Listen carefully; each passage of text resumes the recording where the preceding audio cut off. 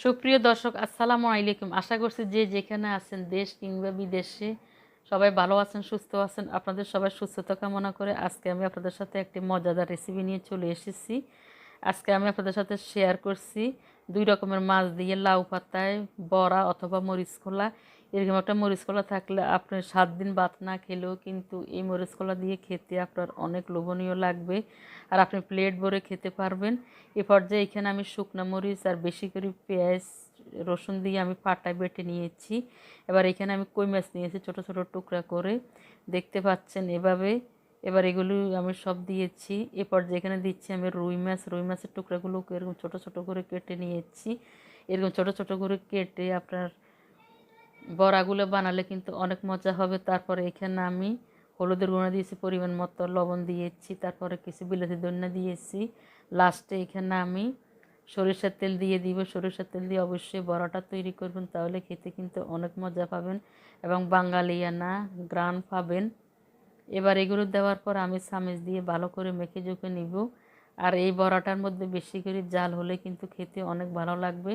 আমরা যেরকম মরিচ কলা খাই, মরিচ কলার মতো এই বড়াটা দিতে হবে, তাহলে খেতে কিন্তু দারুণ মজা লাগবে। এবার এখানে 2টা আমি লাউ পাতা নিয়েছি। নেওয়ার পরে এখানে 3 চামচ মাছ আর মরিচ আমি দিয়ে দিব।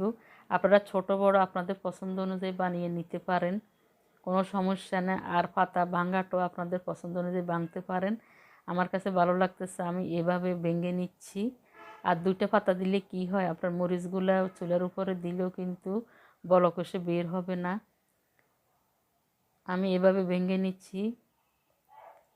আমি আগে বলেছি আপনারা ছোট বড় করে ভেঙে নিতে পারেন আপনাদের পছন্দ অনুযায়ী, কোনো সমস্যা নাই। আমার পছন্দ এভাবে, আমি এভাবে ভেঙে নিয়েছি। এই যে আমার ভাঙা হয়ে গেছে, আমি এভাবে করে সব বানিয়ে নিয়েছি। এবার চুলার উপরে আমি একটা ফ্রাই প্যান দিয়ে গরম করে রেখেছি। এর মধ্যে আমি একটা একটা করে বড়াগুলো দিয়ে দিব। আমি ডান্ডাটাও রেখেছি, ডান্ডাটাও সিদ্ধ হয়ে গেলে কিন্তু আপনার মাছের সাথে খেতে অনেক ভালো লাগবে। আমি 3টা বড়া দিয়েছি। এবার ঢাকনা দিয়ে চুলার আঁচটা মিডিয়াম আঁচে দিয়ে আমি উল্টে পাল্টে এগুলো ভেজে নিব। আপনারা চাইলে কিছু তেলও ব্যবহার করতে পারেন, না হয় আমি তো এমনি দিয়ে দিয়েছি। এবার এভাবে করে আমি সবগুলো বড়া ভেজে নিয়েছি। দেখতে পাচ্ছেন সবগুলো আমার 6টা বড়া বানিয়ে নিয়েছি। এবার একটা বড়া খুলে আমি আপনাদের সুবিধার্থে খুলে দেখাচ্ছি আপনাদেরকে। দেখতে পাচ্ছেন, ওয়াও, অনেক লোভনীয় লাগছে, একদম শুকনো শুকনো হয়ে গেছে আর একদম মরিচ